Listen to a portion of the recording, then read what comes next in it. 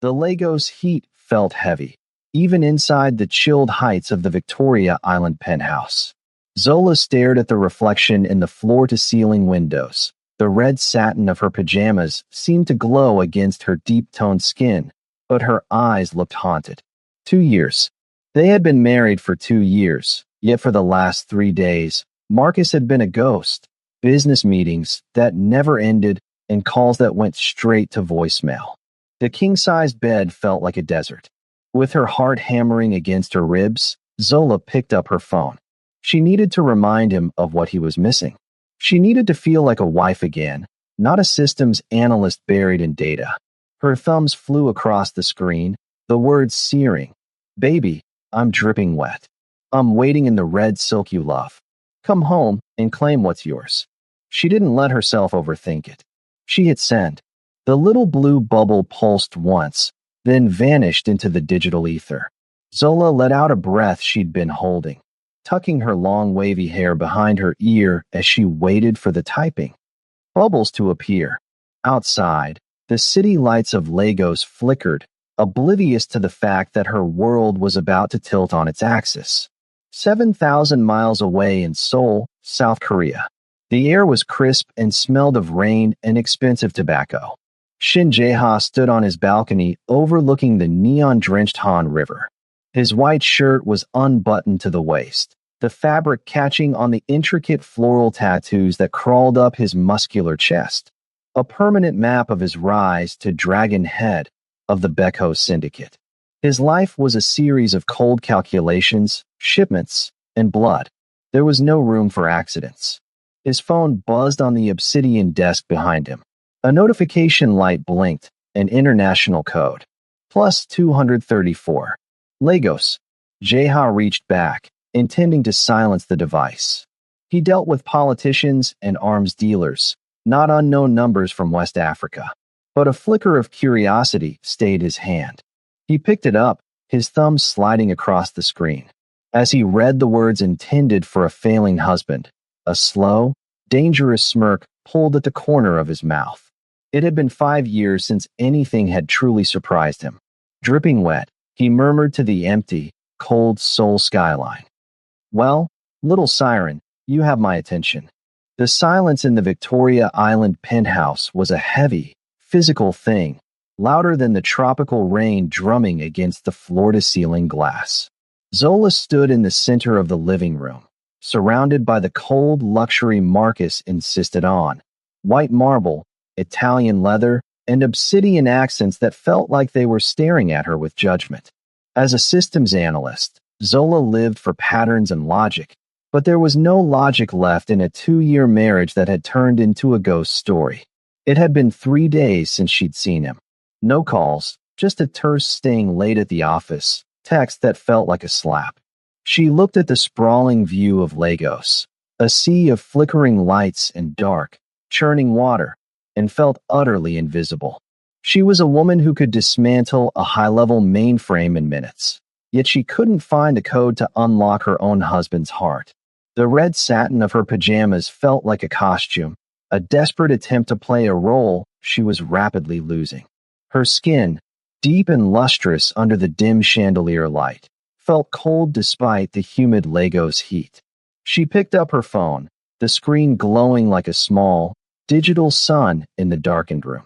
Her fingers trembled as she stared at Marcus's contact name. "Fix it," a voice whispered in her head. "Remind him that you're still here. Remind him what he's throwing away." She opened their chat, scrolling past her own unanswered "I love you" from the night before. With a breath that hitched in her throat, she began to type. The words felt illicit, a siren's call sent from a place of total isolation. "Baby, I'm dripping wet. I'm waiting in the red silk you love. Come home and claim what's yours." She glanced at the number, or thought she did. Her eyes, blurred by a cocktail of exhaustion and unshed tears, missed the single digit that had been altered during a recent, unexplained contact sync error. To her, it looked like Marcus. To the global satellites overhead, it was a bridge to a much darker world. Zola pressed send. The whoosh of the delivered message felt like a guillotine blade dropping. She dropped the phone onto the velvet sofa, her heart racing with a mix of shame and terrifying hope. She imagined Marcus at his desk, seeing the notification, feeling the spark reignite. She didn't know that 7,000 miles away, in a city of neon and steel, a man who dealt in blood and shadows was watching his phone light up with her vulnerability. She didn't know that by trying to save her marriage, she had just invited a dragon into her life. Seoul was a city of glass and secrets, and tonight, both were drenched in a cold, relentless rain. Shin Jae-ha stood by the floor-to-ceiling windows of his private sanctuary, the neon signage of the Gangnam district reflecting in his dark, unreadable eyes.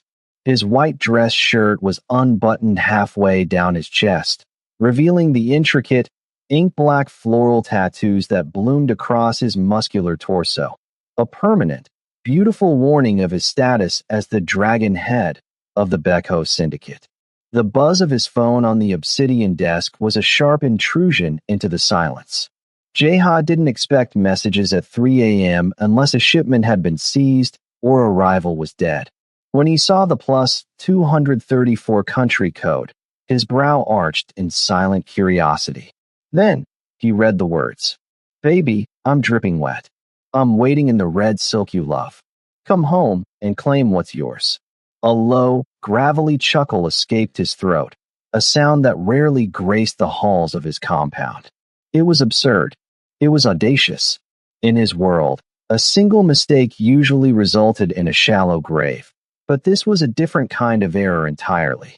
He sat at his terminal, his long, scarred fingers dancing over a specialized keyboard with the grace of a pianist. He didn't just rule with muscle. He ruled with data. Within minutes, the dragon head had bypassed 3 layers of international firewalls. The number belonged to a Zola Benjamin in Lagos, Nigeria, a systems analyst with a record of brilliance that rivaled his own tech teams. But as he dug deeper into the digital footprint of her household, his amusement curdled into a cold, predatory interest. He pulled up a hidden subdirectory linked to her husband, Marcus. The man wasn't a businessman. He was a ghost, a high-level operative for the Viper Tong, Jae-ha's most vicious rivals. The realization hit with the force of a physical blow. Marcus hadn't married Zola for love. He was using her high-level access to the Incheon port's digital infrastructure to facilitate a catastrophic cyber hijack. Jae-ha leaned back, the blue light of the monitor illuminating the sharp angles of his face and the dangerous smirk playing on his lips. The woman in the red silk was a lamb being led to the slaughter by a man who didn't deserve her. She had reached out for intimacy, but she had accidentally summoned a dragon. Wrong number, little bird. Jae-ha whispered into the empty, cold soul night. But you just found the only man who can help you kill a viper. The Lagos rain had slowed to a rhythmic tap, but the storm inside the penthouse was only beginning. Zola's phone didn't chime with Marcus's familiar tone. Instead, a low, vibrating hum resonated through the marble nightstand. An encrypted file appeared from the same unknown international number. Open your eyes, systems analyst, the accompanying text read. The man you love is a fiction. Her professional instincts overrode her heartbreak. She dragged her laptop onto the bed, her fingers flying across the keys to decrypt the incoming black box file. As the data populated, her blood turned to ice. It wasn't just proof of an affair, it was a digital autopsy of her life. There were logs of her server access at the port, timestamps of every time she'd logged into work, and high-resolution surveillance photos of her, taken by her own husband from angles she hadn't noticed. The data pointed to a specific location, the hollowed-out base of a decorative obsidian statue in Marcus's private study. Zola didn't hesitate. She threw back the silk covers, her red pajamas catching the moonlight as she sprinted to the room she usually respected as his private sanctuary. She tipped the statue over. A small, sleek burner phone slid out, its screen cold and incriminating. It wasn't locked. The last message thread was with a contact labeled VD. Access secured. Marcus had written only hours ago. The asset is unsuspecting. She's the perfect cover for the Incheon breach. Below it was a photo of Zola from their wedding day, her face circled in digital red. She wasn't his wife. She was an asset, a prop, a high-level tech key to a door the Viper Tong wanted to kick down. The burner phone slipped from her hand, clattering onto the marble floor. The man she had spent 2 years building a life with was a ghost, a predator who had hollowed out her heart to fill it with lies. In that moment, the naive woman who had sent a desperate text to save a marriage died. In her place, the strategist took over. She looked at the unknown number on her screen, the man from Seoul who had torn the veil away. He was dangerous, a shadow from a world she didn't understand. But right now, he was the only truth she had left. The air in Incheon International Airport was sterilized and sharp, a jarring contrast to the heavy, humid memories of Lagos Zola had left behind 16 hours ago. She moved through the gleaming terminal, her laptop bag slung over her shoulder like a shield. Every suit in the crowd looked like Marcus. Every flicker of a security camera felt like a predatory eye. She was a systems analyst who had spent her life navigating digital backdoors. But now, she was the one being hunted in the physical world. As she reached the arrivals hall, the atmosphere shifted. 2 men in slate-gray jackets detached themselves from the glass and steel pillars, their movements too synchronized to be accidental. They didn't offer a greeting. "Mrs. Benjamin," the taller one said, his voice a low, grating rasp. "Your husband is concerned. He sent us to bring you home." The lie tasted like ash in Zola's throat.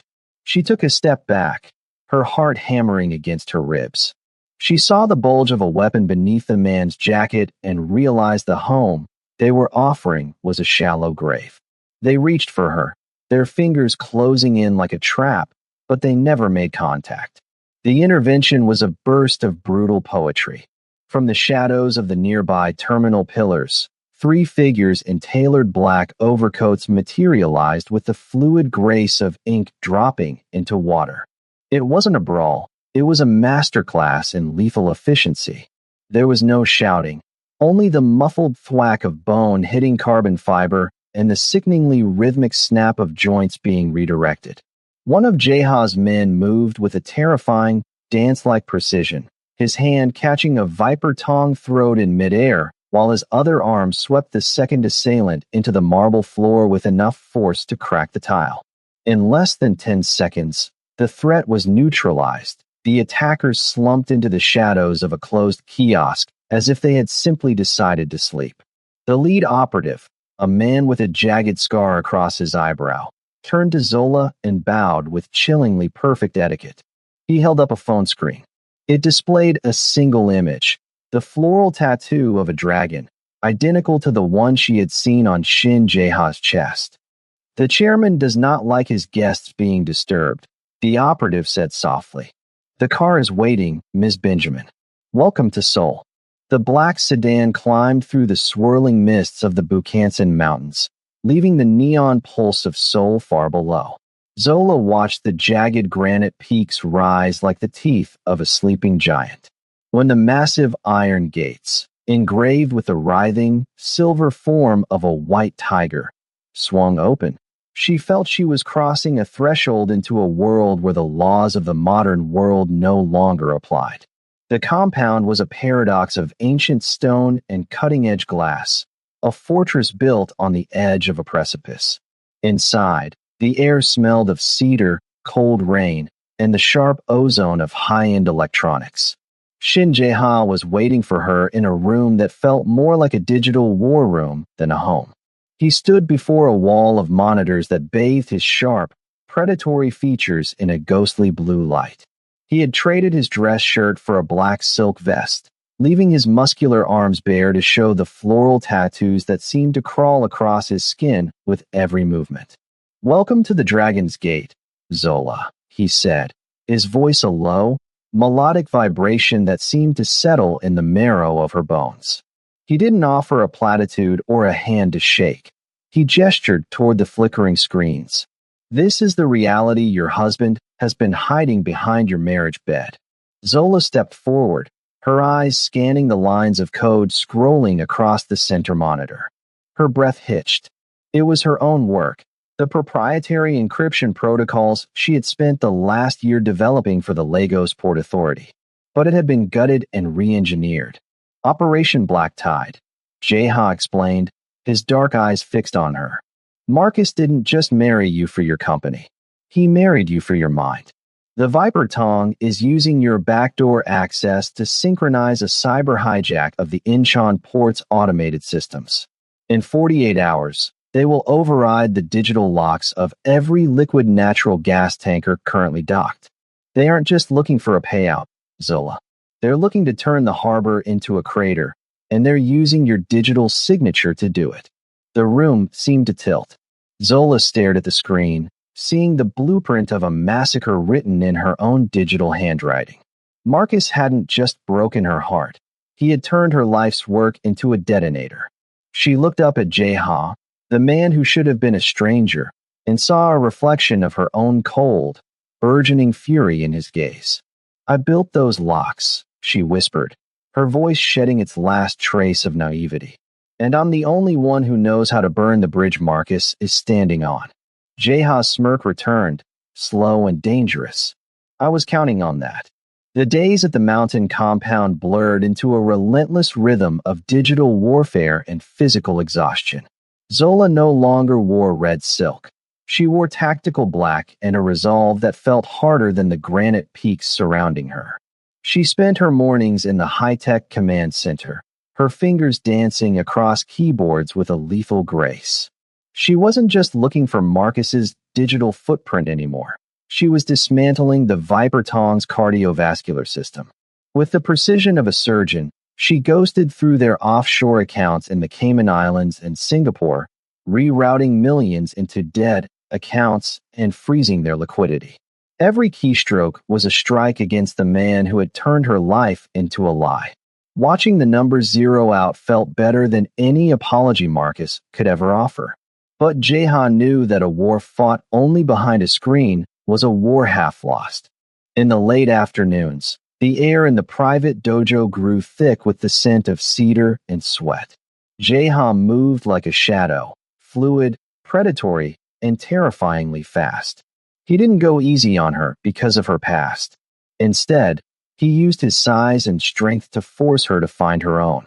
The world doesn't care about your heartbreak, Zola, he rasped, his chest pressed against her back as he corrected her stance, his tattooed arms wrapping around hers to guide a strike. It only cares if you can survive the bite. The proximity was electric, a dangerous friction that made her heart race for reasons that had nothing to do with fear. When he threw her to the mat, she didn't cry. She scrambled back up, her eyes burning with a cold, new Lagos fire. She learned to use her lower center of gravity to unbalance men twice her size, turning her perceived weakness into a weapon. She learned the brutal poetry his men had displayed at the airport, how to strike the throat, how to break a grip, how to find the softest point of a hard man. By the end of the first week, the naive wife had been buried under a layer of bruises and high-level algorithms. Zola looked at her reflection in the glass of the server room and didn't recognize the woman staring back. Her wavy hair was pulled into a tight, practical knot, and her gaze was as sharp as a digital blade. She wasn't a prop anymore. She was the ghost in the machine, and she was coming for everything Marcus owned. The Grand Hyatt soul smelled of lilies and expensive betrayal. Zola walked through the gilded lobby, her heels clicking against the polished stone like a countdown. She wasn't the woman in the red satin pajamas anymore. She was draped in a structured, midnight blue gown that fit like armor, her long hair cascading over her shoulders in waves that felt more like a lion's mane than a crown. Beside her, though standing a respectful distance away, Jeha's presence was a silent, lethal shadow. When the elevator doors opened to the penthouse suite, the air shifted. Marcus was there, looking every bit the grieving husband, until he saw her. He rushed forward, his face a mask of simulated relief. Zola, thank God. I've been out of my mind. These men, they told me you were kidnapped. Stop, Marcus, Zola said, her voice a calm, digital chill that cut through his frantic acting. She didn't flinch as he reached for her. She simply stepped aside, revealing the woman standing by the window. The mistress. She was sharp, elegant, and holding a glass of champagne with a familiarity that suggested she had already claimed Zola's place. Marcus froze, his mask flickering. Zola, listen, she's a colleague. We're in danger. You're right about the danger, but you're lying about the source, Zola interrupted. She pulled a slim tablet from her clutch and slid it onto the marble coffee table. The screen flickered to life, displaying the black tide, logs, and a real-time feed of the Viper Tongs draining offshore accounts. I know about the Incheon breach. I know I was your asset. And I know that as of 5 minutes ago, you are worth exactly 0 to your handlers. The silence that followed was suffocating. Marcus's eyes darted to the mistress, whose expression had hardened into something predatory. The colleague wasn't a lover. She was his Viper Tong handler, and she looked ready to discard a failing tool. You think you're smart? Marcus hissed, his voice finally shedding its warmth to reveal the venom beneath. You're a systems analyst, Zola. You play with numbers. You don't survive people like us. I used to play with numbers, Zola replied, stepping closer until she could see the sweat on his brow. Now, I've deleted yours. Every cent you moved, every backdoor you built, it's mine now. You didn't just marry a strategist, Marcus. You married the woman who is going to watch your empire burn from the inside out. She turned her back on him, the ultimate gesture of power. As she walked toward the door where Jaha waited, his hand resting casually on his jacket where a weapon was hidden, Zola didn't look back. She had spent 2 years loving a ghost. Now, she was the haunt. The Incheon port terminal was a labyrinth of steel containers and screaming wind, the air thick with the scent of sea salt and impending disaster. Rain lashed against the control room's reinforced glass as Zola slammed her ruggedized laptop into the central hub. On the massive monitors above, a digital countdown bled red, 1:45. Below the catwalk, the shadows moved. The Viper Tong hadn't sent negotiators. They had sent an execution squad to ensure the black tide went terminal. Don't look back, Zola. Jaha's voice was a low, steady anchor amidst the rising sirens. He stepped into the center of the walkway, shedding his overcoat to reveal the floral tattoos coiling around his arms like living vines.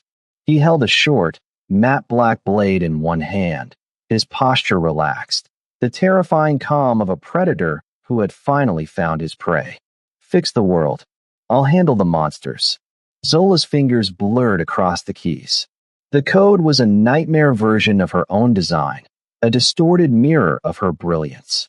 Marcus had layered the encryption in cycles of 3, a petty homage to their anniversary dates. It was a psychological trap designed to make her flinch. But Zola didn't flinch. She saw the logic, the gaps, and the arrogance in his syntax. Below her, the first wave of attackers hit.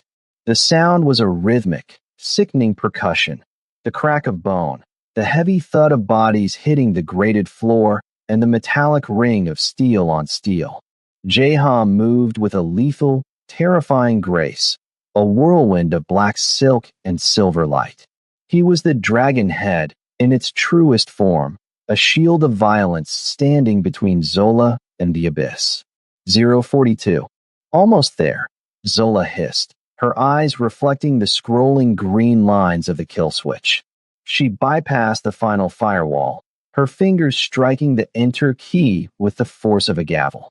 Access denied. Marcus, she whispered. The countdown froze at 3 seconds. Across the harbor, the groaning hydraulic locks of the massive LNG tankers shuddered and held. The digital bridge Marcus had built collapsed into a pile of corrupted data. Silence fell over the terminal, broken only by the heavy breathing of the 2 people left standing.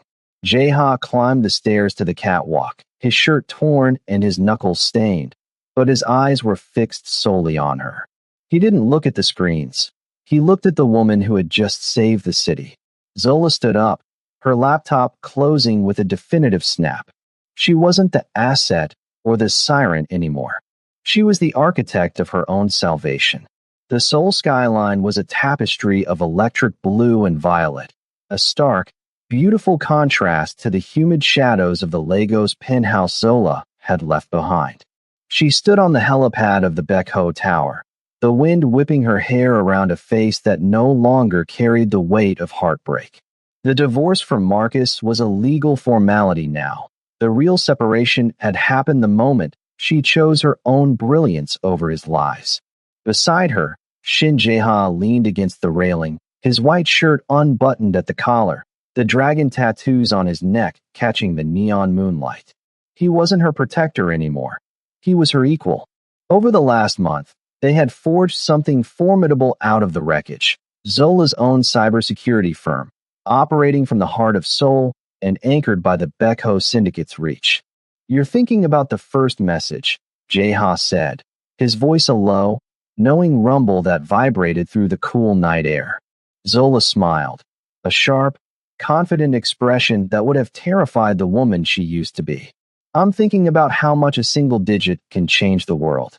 If my thumb hadn't slipped, I'd still be in that Victoria Island penthouse, waiting for a ghost to come home." "It wasn't a mistake, Zola," Jae-ha replied, his hand finding hers. His grip was warm, calloused, and steady. "It was fate realizing you were in the wrong story." The moment was interrupted by the familiar, sharp hum of her phone. Zola pulled it from her pocket, expecting a server update. Instead, the screen displayed a restricted number. An image file downloaded automatically, pixelating into view with agonizing clarity. Her breath hitched, but she didn't tremble. It was a high-resolution surveillance photo of her and Jae-ha on this very balcony, taken from a neighboring skyscraper. A digital red circle was drawn around their joined hands. Below the image, a single line of text appeared. "The dragon has a new heart. The viper has 1,000 tails. We're waiting for you in Tokyo." Zola didn't flinch. She didn't look for cover. She simply looked at Jae-ha, whose eyes had already turned into shards of cold, predatory flint. The war hadn't ended at the Incheon terminal. It had merely gone global. Marcus had been a pawn, and the true players were finally stepping out of the shadows. "Tokyo?" Jae-ha asked, his thumb grazing her knuckles as he looked toward the horizon. Zola tapped a command on her phone, already deploying a recursive trace on the sender's signal. "Prep the jet, Jae-ha," she said, her voice echoing with the soul-deep power of a woman who had finally found her match. "We have a legacy to build,